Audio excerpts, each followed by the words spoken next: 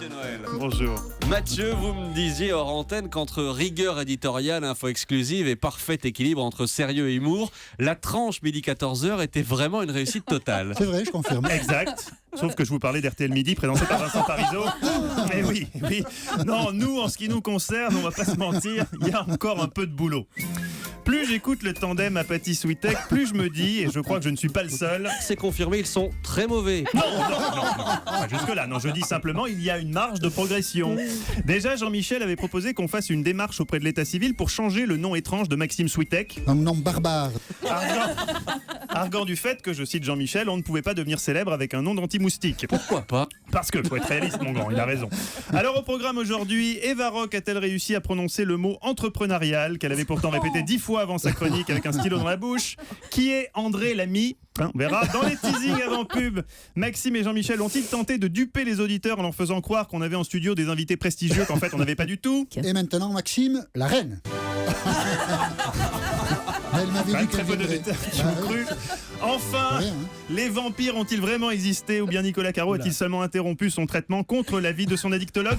Nous allons voir ça, mais d'abord, une fois n'est pas coutume, un coup de chapeau. Mercredi, suite à l'annonce de l'éviction de Claire Chazal du JT de TF1, Europe 1 Midi a su dégoter l'invité qu'il fallait, celui que tout le monde s'arrachait, et pour cause, Patrick Lelay avait beaucoup de choses à dire sur le sujet, et comme Jean-Michel aussi était bien au point sur le dossier, ça a donné une belle interview. TF1 a raison de s'en séparer aujourd'hui. Écoutez, moi j'ai une règle d'or, c'est que je n'ai jamais fait l'ombre d'un commentaire. Merci d'être venu. Quand vous avez décidé de changer Patrick Poirot d'Arvor, 2008, C'est pas moi qui ai décidé. vous n'étiez plus à Je TF1. venais de partir. Vous avez je suis eu sûr. Claire Chazal, je sais pas, au téléphone, vous lui avez Non, moi, parlé. j'ai vu il y a 8 jours, par le plus il y a grand 8 des jours. hasards. Mais là, depuis hier soir. Non. Non, bon, mais il l'a eu. Un jour, il l'a eu au téléphone. C'est là l'essentiel. Merci Patrick pour cet éclairage. Europe 1 au cœur de l'info, c'est hélas parfois aussi Europe 1 en avance sur l'info. Mercredi, avec son flair inimitable, Jean-Michel a parfaitement senti qu'il se passait quelque chose de torride et de moite entre son invité, Monsieur Barbe, qui est d'ailleurs un des livres préférés des enfants, et Chantal Perrichon, invité de Thomas Soto dans la matinale. Devançant cette passion secrète, Jean-Michel a décidé de les marier. Bonjour Emmanuel Barbe. Bonjour. C'est ce que lui reproche Chantal Barbe, qui était l'invitée de Thomas Soto ce matin. Elle est présidente. Chantal Perrichon, pardon. Oui, on n'en est pas encore là. Coup de foudre en direct, pourquoi pas. On crée l'actu quand il n'y en a pas. Coup de foudre en direct toujours avec ce message de la femme de Maxime Switek qui m'écrit, je cite, « Mathieu, que se passe-t-il entre Maxime et le speaker d'Europe 1 ? Le soir à la maison, dans le lit, il réécoute en boucle le podcast d'Europe Midi au moment où le speaker dit... Jean-Michel Apathy, Maxime Switek. J'aime cette grosse voix. Eva Rock. Non, le monsieur qui faisait parler.